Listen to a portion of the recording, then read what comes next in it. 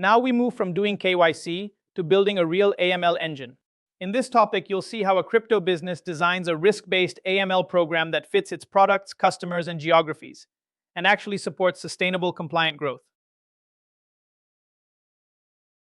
Regulators don't just want VASPs to do AML. They expect a risk-based approach, or RBA. Instead of a single global checklist, FATF sets the baseline and then expects each business to dial controls up or down based on its own products, customers, geographies, and delivery channels. For NovaX, that means tighter controls around derivatives, privacy assets, and high-risk regions. Getting this calibration right is what unlocks licenses, banking access, and long-term trust. Designing NovaX's AML program starts with understanding inherent risk. Inherent risk is the danger level of the business before any controls, tools, or policies are switched on. A solid enterprise-wide risk assessment pulls from three key streams. First, product and service risk. Spot trading, derivatives, privacy coins, or new features each change how easy it is to launder funds or hide ownership. Second, customer risk. Retail users, high-volume traders, institutions, PEPs, or lightly regulated entities all bring different profiles and expectations. Third, geographic and channel risk.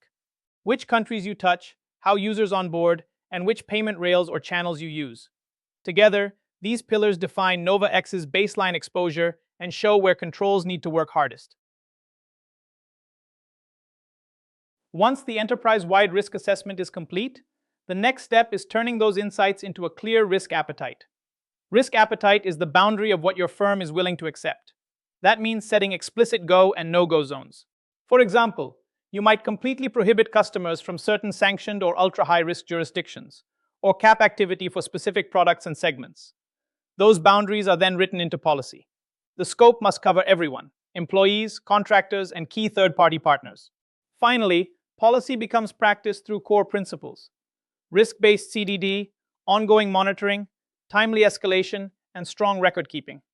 When these principles guide daily decisions, risk appetite becomes part of the organization's operational DNA. Customer due diligence is really about matching friction to risk. At the low-risk end, NovaX can rely on simplified checks, quick eKYC, document scans, maybe a basic liveness test. In exchange for this light touch, they keep transaction limits tight and monitor activity closely. As customer risk or activity grows, they move into standard CDD. Here you'd expect stronger verification, higher limits, and more active monitoring. This is the default for most serious retail users. At the top of the spectrum is enhanced due diligence. Think institutional clients, PEPs, or privacy coin users. In these cases, NovaX adds source of funds and wealth checks, maps beneficial owners, and often requires human review before approving higher risk behavior.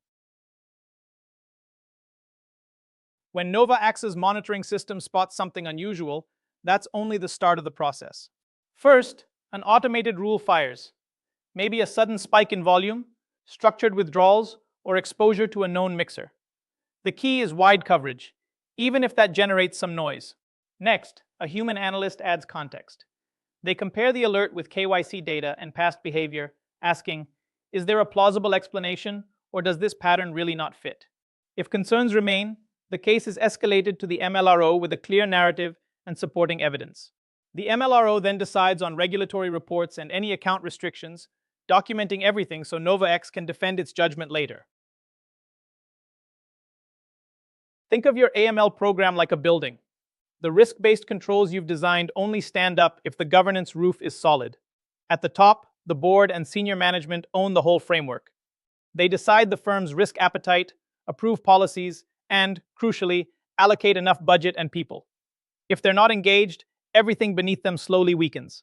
One main pillar is an independent compliance function. It must be separate from revenue pressure, with authority to challenge deals, slow things down, or say no to high-risk activity. The other pillar is the MLRO. This role connects day-to-day operations with the board and regulators, triages internal reports, oversees CDD quality, and signs off on external SARs. When these three elements align, a VASP can take risk confidently without losing control. Think of compliance as a living ecosystem, not a one-time project. Governance and the MLRO set the tone and define risk appetite. Operations then translate that into real processes. onboarding standards, travel rule workflows, sanctions checks, transaction monitoring, and blockchain analytics watch how risk actually shows up in activity.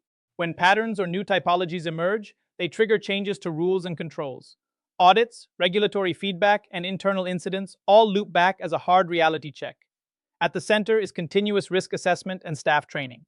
As your products, jurisdictions, or counterparties change, you update the enterprise-wide risk assessment and retrain people. If any part stops moving, the whole ecosystem drifts out of alignment with real risk.